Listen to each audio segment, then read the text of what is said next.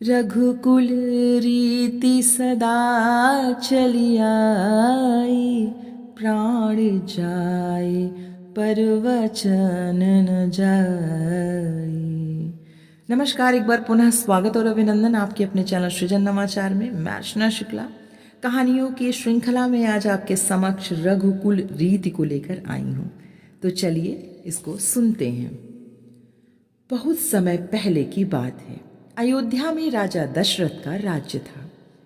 एक दिन दरबार में मंत्रणा चल रही थी। तभी द्वारपाल अंदर आया। उसने सूचना दी कि महर्षि विश्वामित्र पधारे हैं।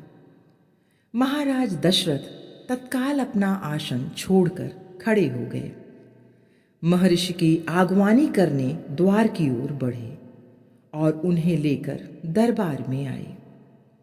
महर्षि के स्वागत सत्कार के बाद राजा दशरथ ने कहा, आज्ञा दें महर्षिवर, मैं आपकी क्या सेवा कर सकता हूं? राजन, मैं जो मांगने जा रहा हूं उसे देना आपके लिए कठिन होगा।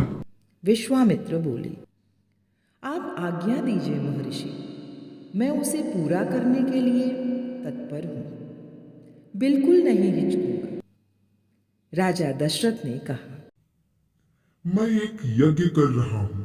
अनुष्ठान लगभग पूरा हो गया है, लेकिन 2 राक्षस उसमें बाधा डाल रहे हैं। मैं जानता हूं कि उन राक्षसों को केवल एक ही व्यक्ति रोक सकता है, वह राम है। आप अपने ज्येष्ठ पुत्र राम को मुझे दे दें ताकि यज्ञ निर्विघ्न पूरा हो सके। विश्वामित्र ने कहा। राजा दशरथ पर मानो बिजली गिर पड़ी। वह अचंभित रह गए। उन्हें उम्मीद न थी कि मुनिवर उनके प्रिय राम को मांग लेंगे। दशरथ चिंता में पड़ गए। विश्वामित्र दशरथ की दुविधा समझ रहे थे। उन्होंने कहा, मैं राम को केवल कुछ दिनों के लिए मांग रहा हूं दशरथ। यज्ञ 10 दिन में संपन्न हो जाएगा। महाराज दशरथ पुत्र वियोग की आशंका से कांप उठे। दरबार में सन्नाटा छा गया। दशरथ की दशा देखकर मंत्री चिंतित थे और चुप थे। महर्षि वशिष्ठ शांत थे। इतने में दशरथ कांपकर बेहोश हो गए। होश आया तो डर ने उन्हें फिर जकड़ लिया। संज्ञा शून्य होकर दोबारा गिर पड़े। किसी अनिष्ट की आशंका से सभी दरबारी सशंकित हो उठे। वे कुछ समझ नहीं पा रहे थे। महर्षि और महाराज के बीच संवाद में कुछ बोलना उचित न था। मुनि वशिष्ठ चुपचाप आकर महाराज दशरथ के पास खड़े हो गए। थोड़ी देर बाद दशरथ की चेतना लौटी तो वह उठ खड़े हुए। स्वयं को संभालते हुए उन्होंने महर्षि विश्वामित्र से विनती की, महामुनि, मेरा राम तो अभी 16 वर्ष का भी नहीं हुआ है। वह राक्षसों से कैसे लड़ेगा?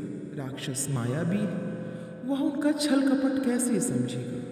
उन्हें कैसे मारेगा मुनिवर? इससे अच्छा तो यही है कि आप मेरी सेना ले जाओ। मैं स्वयं आपके साथ चलूंगा, राक्षसों से युद्ध करूंगा। मैं राम के बिना एक पल नहीं रह सकता मुनिवर। आप राम को छोड़ दें और चाहे जो ले लें। महर्षि विश्वामित्र ने कोई प्रतिक्रिया व्यक्त नहीं की। उन्हें अपने यज्ञ के नियम याद थे। क्रोध करने से यज्ञ खंडित हो जाएगा, अनुष्ठान अधूरा रह जाएगा। महर्षि विश्वामित्र बोले, आप रघुकुल की रीत तोड़ रहे हैं राजन, वचन दे के पीछे हट रहे हैं। आप जानते हैं कि मैं स्वयं दुष्ट राक्षसों का संहार कर सकता हूं, लेकिन मैंने संन्यास ले लिया है। अगर आप राम को मेरे साथ नहीं भेजेंगे तो मैं यहां से खाली हाथ ही लौटूंगा राजन। बात बिगड़ती देखकर मुनि वशिष्ठ आगे आए। महाराज दशरथ को समझाते हुए कहा, राजन, आपको अपना वचन पूरा करना चाहिए। रघुकुल की रीति यही है। प्राण देकर भी आपके पूर्वजों ने वचन निभाया है। आप राम की चिंता न करें। महर्षि के होते उनका कोई कुछ नहीं बिगाड़ सकता। महाराज दशरथ की चिंता कुछ कम हुई, पर मन अभी भी खिन्न था। गुरु वशिष्ठ ने कहा, महाराज, महर्षि विश्वामित्र सिद्ध पुरुष हैं। तपस्वी हैं, अनेक गुप्त विद्याओं के जानकार हैं। वह कुछ सोच समझ कर ही यहाँ आए हैं। राम उनकी अनेक विद्याएं सीख सकेंगे। आप राम को महर्षि विश्वामित्र के साथ जाने दें, राम को उन्हें सौंप दें। दशरथ ने मुनि वशिष्ठ की बात दुखी मन से स्वीकार कर ली, लेकिन वह राम को अकेले नहीं भेजना चाहते थे। उन्होंने विश्वामित्र से आग्रह किया कि वे राम के साथ उनके छोटे भाई लक्ष्मण को भी ले जाएं।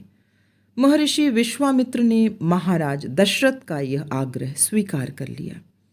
राम और लक्ष्मण को तत्काल दरबार में बुलाया गया। महाराज दशरथ ने उन्हें अपने निर्णय की सूचना दी।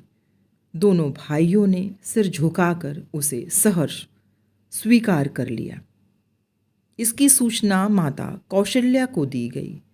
बताया गया कि राम और लक्ष्मण महर्षि विश्वामित्र के साथ वन जा रहे हैं। नितांत गंभीर माहौल में स्वस्ति वाचन हुआ, शंख ध्वनि हुई, नगाड़े बजाए गए। महाराज दशरथ ने भावुक होकर दोनों पुत्रों का मस्तक चूमकर उन्हें महर्षि को सौंप दिया। दोनों राजकुमार बिना विलंब किए महर्षि के साथ चल पड़े, बीहड़ और भयानक जंगलों की ओर। विश्वामित्र आगे आगे चल रहे थे, राम उनके पीछे थे, लक्ष्मण राम से 2 कदम पीछे। अपने धनुष संभालते हुए